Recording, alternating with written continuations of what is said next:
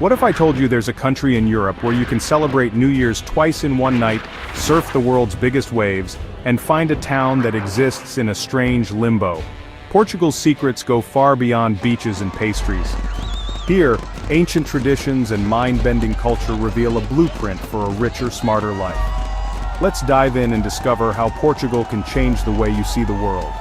Welcome to Barrancos, a Portuguese town right on the Spanish border, where two worlds blend into one. Here, locals speak Barranquenho, a unique mix of Portuguese and Spanish, and celebrate both cultures. Barrancos thrives on cross-border trade and double New Year's celebrations, one for each country's time zone. It's a place where borders become opportunities, and life is richer for it. From a town that redefines borders, let's move on to a culture that redefines the very foundations of romance.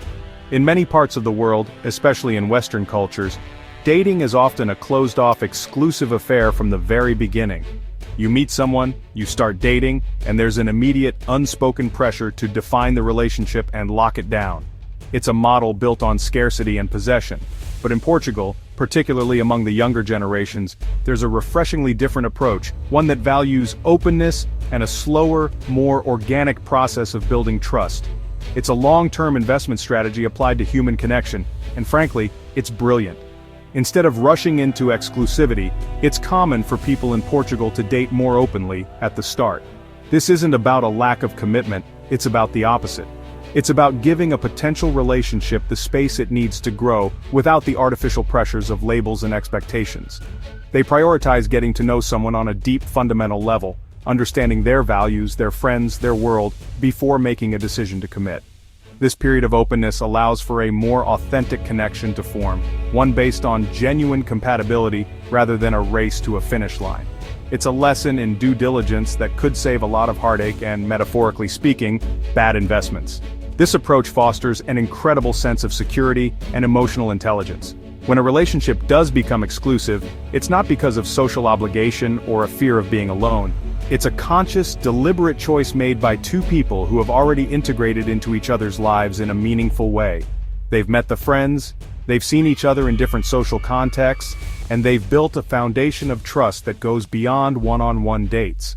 It's a diversified social portfolio, where the strength of the relationship is supported by a wider network of community and shared experiences, making it far more resilient. This cultural nuance teaches a powerful lesson about patience and long-term value. By resisting the urge for instant gratification, and instead focusing on building a solid, transparent foundation, the Portuguese approach to love often leads to stronger, more enduring partnerships. It's a reminder that the best things in life, whether it's a relationship or a financial portfolio, are rarely built overnight. They require patience, transparency, and the wisdom to let things grow naturally. But there's one tradition that might just surprise you about dating in Portugal. In Porto, during the São João festival, strangers tap each other on the head with plastic hammers. A playful, quirky tradition that's both a conversation starter and a wish for good luck. Instead of expensive dates, you invest in a $1 toy and a smile. It's a low-risk, high-reward way to meet someone, blending old-world charm with modern fun. Would you try it for a shot at love? Now let's shift from finding love to staying informed, because in Portugal, even the way they share local news can be an exercise in creativity that, frankly, puts our modern methods to shame. Forget scrolling through a news feed or reading a local paper. In many parts of Portugal, especially during the month of May, you'll find these life-size dolls, almost like scarecrows, propped up in public squares, on balconies, and by the roadside. These aren't just decorations, they're called maios, and they are the town criers, the local gossips, and the social commentators, all rolled into one. Each doll is meticulously crafted and often depicts a scene from daily life, or a satirical take on a recent event. Think about the efficiency of this system. Instead of relying on digital media, which can be easily ignored, these maios are physical installations that command your attention. You have to actively walk by and see them. Attached to each doll is a small, poetic verse or a witty rhyme that delivers the message. It might be a complaint about a pothole that the city hasn't fixed, a jab at a local politician, or a celebration of a community achievement. It's a form of hyper-local, grassroots journalism that is both incredibly engaging and impossible to miss. It fosters a sense of community because everyone is in on the joke or the critique. It's a shared public forum built from straw and old clothes, From a strategic standpoint, this is brilliant.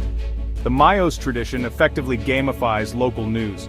It turns civic engagement into a treasure hunt, where residents wander through their town to find the latest installations and read their messages. It encourages people to get outside, interact with their neighbors, and discuss the issues presented by the dolls. This is a level of community engagement that most local governments could only dream of achieving through newsletters or town hall meetings. It's decentralized, anonymous enough to be candid, and creative enough to be memorable. It's a system that holds people accountable in the most public and playful way possible. So, just imagine this for a moment. Instead of a heated online comment section, your neighborhood's complaints and news are delivered by these charming, silent straw puppet messengers. It's a testament to the Portuguese flair for blending tradition with practical, everyday life. They've managed to keep a folk tradition alive by giving it a modern purpose, a way to communicate, to critique, and to connect with one another on a deeply local level. It's a powerful reminder that sometimes the most effective communication channels aren't digital at all. Portugal really does do it better. In Lisbon's Bairro Alto, something magical happens every night. By day, it's a quiet neighborhood. But as the sun sets, an invisible line appears. After 8 p.m., the streets transform into a vibrant open-air party. People spill out of bars, music fills the air, and the whole district becomes the venue. It's a unique, unspoken rule, one that turns Lisbon's nights into something unforgettable. Portugal's coastline is a treasure. Over 1,700 kilometers of stunning beaches, dramatic cliffs, and golden sands. From free public access to world-famous big wave surfing at Nazar, it's a masterclass in natural capital. But the real secret? Hidden inland, ancient rituals and underground ceremonies connect the land's spirit to its mysterious depths. Let's go deeper and discover what lies beneath. The initiation. Well at Quinta de Regalera isn't just a garden feature, it's an inverted tower, plunging nearly 90 feet into the earth. Built for mystique, not utility, it's steeped in Masonic and Templar symbolism. Descending its spiral staircase is a ritual, a journey through darkness and light. Emerging from the tunnels into the gardens, you realize the greatest treasures are found after a journey into the unknown. Livraria Bertrand in Lisbon is the world's oldest operating bookstore, open since 1732. It's survived earthquakes, revolutions, and the digital age, offering not just books but a living piece of history. Step inside, and you're part of centuries of Portuguese literary culture.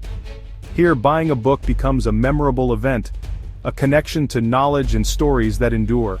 Portugal's soul is captured in fado music, a raw, emotional genre born in Lisbon's taverns. Fado is the sound of saudade, longing, heartbreak, and nostalgia, sung with passion and pain. Recognized by UNESCO, fado is more than music. It's a cultural treasure, a reminder that not all wealth is financial. Experience it, and you'll feel the priceless power of human expression. Now let's pivot from the intangible to something you can literally touch. Something that has quietly made Portugal a global economic powerhouse in a very specific niche. I'm talking about cork. Yes, that stuff in your wine bottle. It might not sound as glamorous as tech startups or real estate, but let me tell you, Portugal's cork business is an absolute masterclass in sustainable, long-term wealth generation. The country is home to the largest cork oak forests in the world, called Montados, and it produces over half of the entire global supply of cork. This isn't just an industry, it's a national treasure that's been cultivated for centuries. What's so brilliant about this business model is its sustainability. A cork oak tree isn't cut down to be harvested. Instead, skilled workers, known as tiradores, carefully strip the bark from the tree using a traditional axe. This is a delicate process that requires years of training, because if you damage the living part of the tree underneath, it could die. But when done correctly, the tree is unharmed and will regenerate its bark over the next 9 years, ready for another harvest. A single cork oak can live for over 200 years, meaning it can be harvested about 15 to 20 times in its lifetime. Talk about a recurring revenue stream. It's the ultimate passive income provided by nature. This industry is a perfect example of how environmentalism and economic prosperity can go hand in hand. These cork forests are not just factories for bottle stoppers, they are biodiversity hotspots, supporting a huge range of plants and animals, including the endangered Iberian lynx. They also play a crucial role in combating climate change, as a harvested cork oak tree actually absorbs 3 to 5 times more carbon dioxide than an unharvested one. So, every time you pop a bottle of wine with a real cork, You're not just celebrating, you're supporting a sustainable ecosystem and a smart green economy. It's a win-win-win situation. Portugal's forests are more valuable than you think. This isn't just about selling a product, it's about stewarding a resource for future generations. The Portuguese have turned tree bark into a billion-dollar industry that is not only profitable, but also beneficial for the planet. They understood the principles of long-term investing and sustainable growth long before it became a buzzword in corporate boardrooms. It's a powerful lesson. Sometimes the most valuable assets are the ones that grow slowly, that require patience and care, and that provide value far beyond their initial price tag. It's a natural monopoly that's almost impossible to replicate.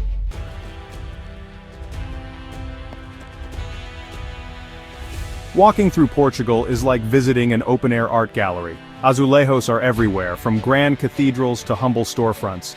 These iconic tiles are a signature of Portuguese design, blending art and function. Inspired by Chinese porcelain, the blue and white style tells Portugal's stories on city walls. Every mural is a piece of Portugal's spirit, a legacy of beauty, history, and community.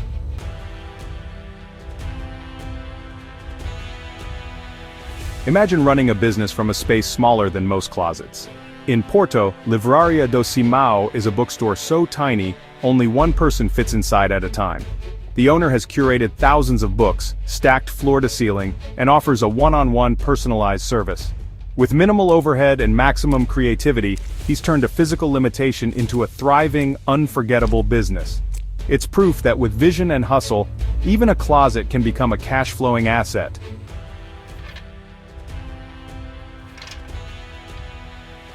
Okay, let's switch gears from real estate to codfish. And trust me, this is just as much about economics as it is about food. In Portugal, they have an obsession with cod, or as they call it, that is on another level. It's said that there are 365 different ways to cook cod, one for every day of the year. Some even say there are more than 1,000 recipes. From a supply and demand standpoint, this is absolutely wild. How can one country consume so much of a fish that isn't even native to its own waters? It's a massive import industry built around a single ingredient. The history behind this is all about preservation and long-term investment.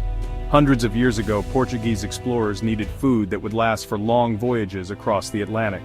They discovered the massive cod fisheries off the coast of Newfoundland, and more importantly, they perfected the art of salting and drying the fish so it would last for months, even years.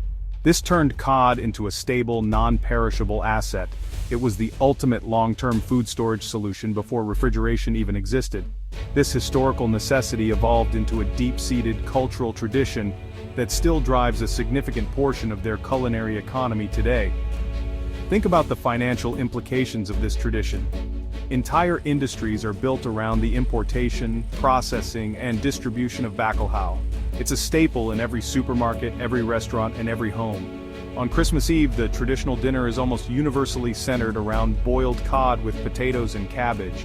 This isn't just a casual preference, it's a deeply ingrained consumer habit that creates a reliable, year-round market. When you have a customer base that is culturally programmed to buy a specific product, that's a recipe for stable, long-term cash flow for the businesses involved in that supply chain. So how many ways can you cook one fish? In Portugal, the answer seems to be limitless, and that culinary creativity has created an economic powerhouse. It's a fascinating case study in how a historical need can create a lasting cultural and economic legacy. They took a simple, practical solution for food preservation and turned it into a national identity and a billion-dollar industry. It just goes to show you that sometimes the most valuable assets are the ones that are deeply woven into the fabric of daily life. It's a powerful lesson in understanding your market and catering to its deepest traditions.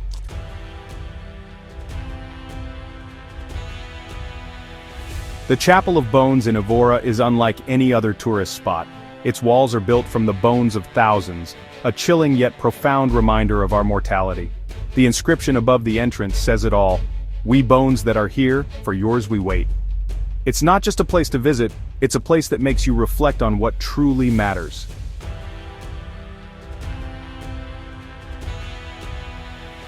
Let's shift to something vibrant, Aveiro, the Venice of Portugal. This city's canals and colorful Muliceiro boats are iconic. Once used to harvest seaweed, these boats now give tours, blending tradition with tourism. Gliding past Art Nouveau buildings, you see how Aveiro merges history, art, and commerce. The real wealth here? The ingenuity of its people, preserving heritage while embracing the future. Portugal shows us the power of building lasting value, turning culture, history, and resources into treasures that grow over time. Like their cork industry, true wealth comes from patience and steady growth. The secret? Let your assets work for you year after year. Start your adventure. Click to discover the power of compounding and build your own legacy. Subscribe for more, and I'll see you in the next video.